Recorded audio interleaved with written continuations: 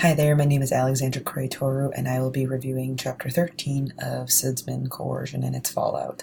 I'm actually starting at the end of the chapter with this really great quote that kind of sums up this whole chapter, and it says, "Conditioned suppression, grossly and subtly manifested, constitutes one of the most costly side effects of our coercive society." So if we just zoom back to the front,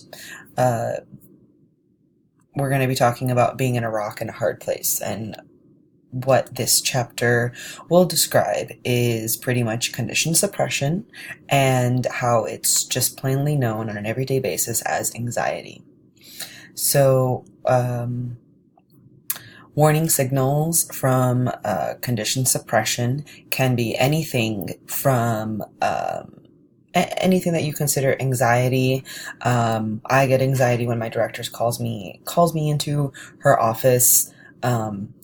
I am a school teacher. I'm actually doing my presentation at school right before a staff meeting. So I apologize if you hear any kids screaming. I'm not doing anything to them. They're just going home with their parents. Anywho, I actually have anxiety because I have gotten talked to a few times about my teaching style, of it being too structured, of not letting the children be too loud, things that I temporarily don't really agree with. But I just believe a classroom should be more organized and tidy. And so I get some sort of anxiety when I get called into my director's office, because I'm not sure what's going to be said, if a parent has not spoken to me or they wanted to talk to me with the directors. So that's an anxiety for me. And so this whole chapter will be talking about different sorts of anxiety and how it actually can be crippling, and how it would potentially make you less productive or just set your mind in a different way, and then you start listing all these things in your head.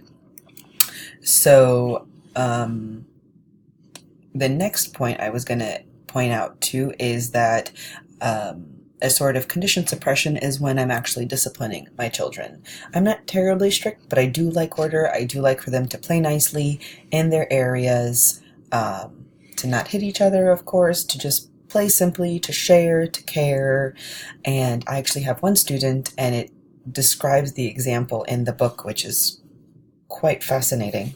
But I've actually disciplined one of my children who is a disobedient child, and I've shocked him too many times, and he has sat out. I have raised my voice at him. I have disciplined him. I have not really used the example of just wait until your father gets, to school, but really just, I'm going to tell mommy, calm your body. Please respect your friends. You have to sit out until you learn to follow my classroom rules. And we go over the classroom rules together.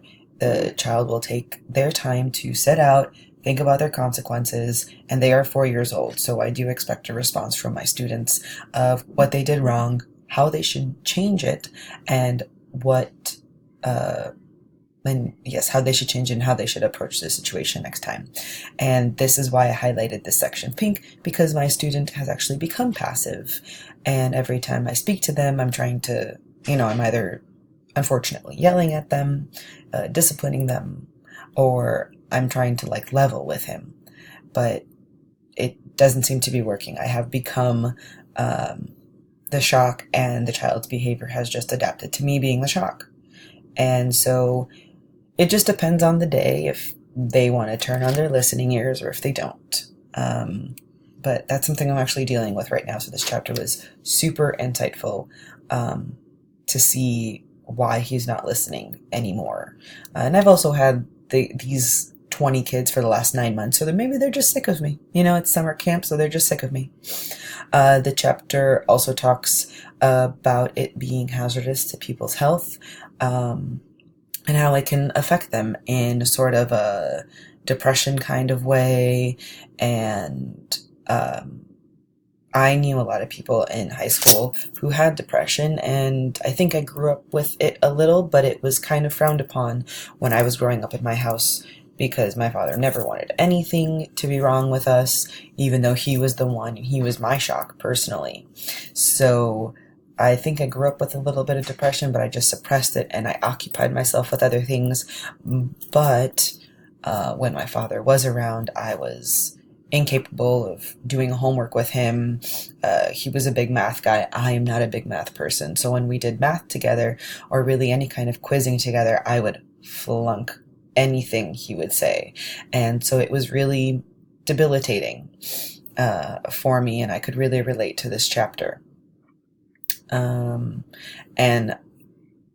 as the chapter goes on, it talks about, it refers to soldiers and being out in combat for too long, and how this is called combat fatigue, that soldiers would be out for too long, even though they would say, I've experienced too much, I've been out there too long, I'm deprived of sleep, I'm deprived of eating, I need some rest. Then they would go to the hospital would discharge them because of combat fatigue. So they've actually switched this over so that they could notice these warning signals more in advance so that they could lessen combat fatigue, and it actually has worked out for them. And of course, with dealing with anxiety and depression, yep, that was it. And of course, with dealing with depression and anxiety, we can refer up here that you can see a psychiatrist, you can get electric shock. You just need something consistent, because there was an example about the lab rats again, where the lab rat was getting consistent shocks and it knew when it was getting it so that it could effectively work. And then the other experiment was that the shocks were coming infrequently so that the rat couldn't work consistently. It had too much anxiety, so it was crippled by it. So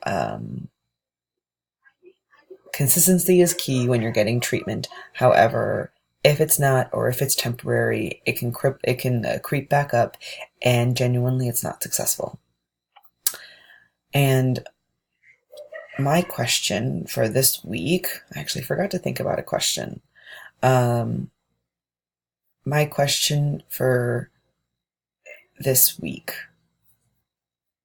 So my question for this week, after giving it a little bit of thought, some thought, I'm going to go back to my student who is passive and treats me as a shock. I know I've come to this point, and yes, I've made errors in my way, and I'm only a human, and I have my off days too. What do you think is an appropriate, what's the line where you can positively reinforce but also still be the discipliner?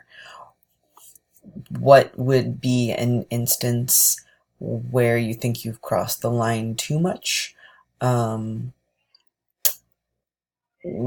you guys experienced passive people before? And I'm giving you too many questions now. Oh my word. Okay, so my question would be, where do you draw the line of being too much of a shock if you have such a disobedient child that they are still responsive to you and that you still get your point across? Do you have any examples to help me with this issue? I don't think it's late for me to change my ways with this student. I just maybe want to pass out some wisdom to the future teacher who has them.